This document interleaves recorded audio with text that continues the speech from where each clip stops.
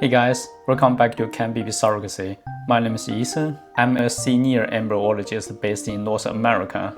And on this channel, I talk honestly about IVF, genetics, fertility treatment, and for families who need it, affordable surrogacy options. If you're exploring IVF, donor IVF, but feel stuck because of the cost for long waiting times, you can find my consultation link in the description below. Today, I want to talk about a topic that makes a lot of people uncomfortable, but it's important, and that is why we keep hearing stories about fertility doctors secretly using their own sperm to impregnate patients. The first time I heard about something like this was back in 2006 when I was still in graduate school. One of my professors mentioned a case in the UK where a fertility doctor secretly used his own sperm to inseminate patients. And years later, it was confirmed that he had over 100 biological children. I still remember how shocked I felt when I first heard that story. It sounded unreal, almost impossible. But over the years, more and more similar cases came out. Not just one or two, but many, in different countries, with different doctors, and yet the same pattern every time. These were respected fertility doctors, trusted by families, quietly replacing the husband's sperm with their own. And at some point, I stopped asking how something like this could happen once and started asking a more important question, which is why did this keep happening? Let me be very clear. This is not a medical accident. In modern IVF clinics, the chance of accidentally mixing up sperm or embryos is extremely low, and I've talked about that before. What we are discussing today is intentional wrongdoing. So the real question is why would a doctor do something like this? And why did they think they could get away with it?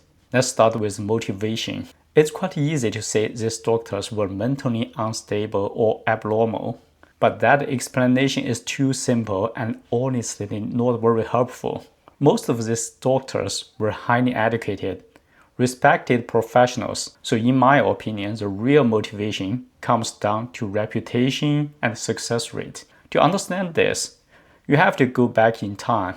Today, IVF is a global industry and success rate can reach 15 to 16% or even higher in good clinics. But in 1970s and 1980s, things were very different. The first IVF baby was born in 1978. And even by the early 1990s, only a small number of clinics worldwide could offer IVF. And the success rates were very low.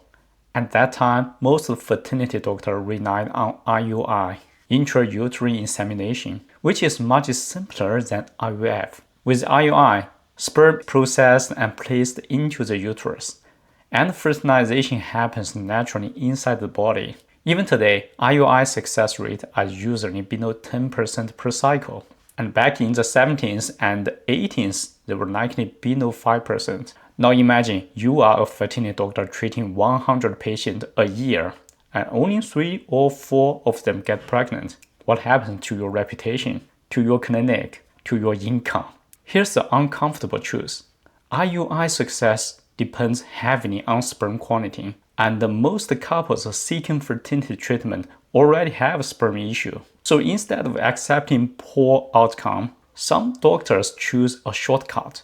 They used their own healthy sperm. Instantly, pregnancy rate improved, the reputation improved, more patients came, and decades later, the truth came out, with dozens or even hundreds of biological children and countless families devastated.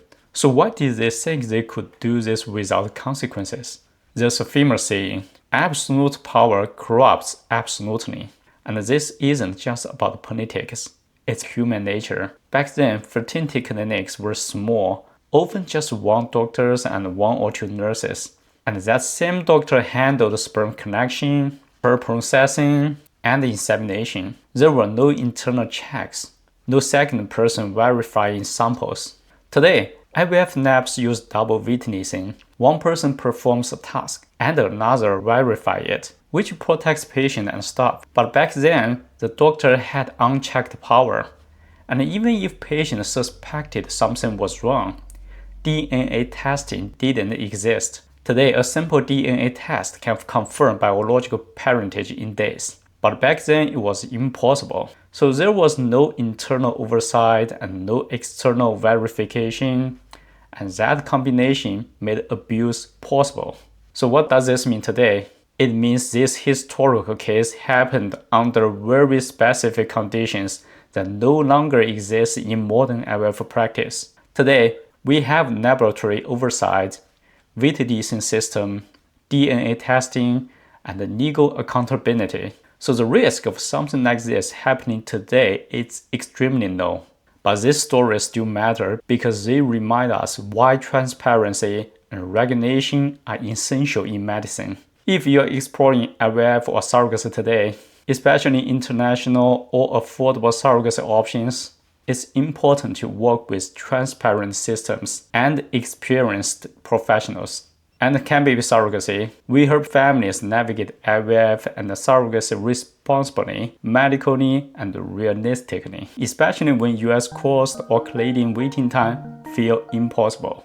If you'd like to discuss your situation privately, you can book a consultation. Use the link below. If this video helped you, please like and subscribe, and I will see you until next time.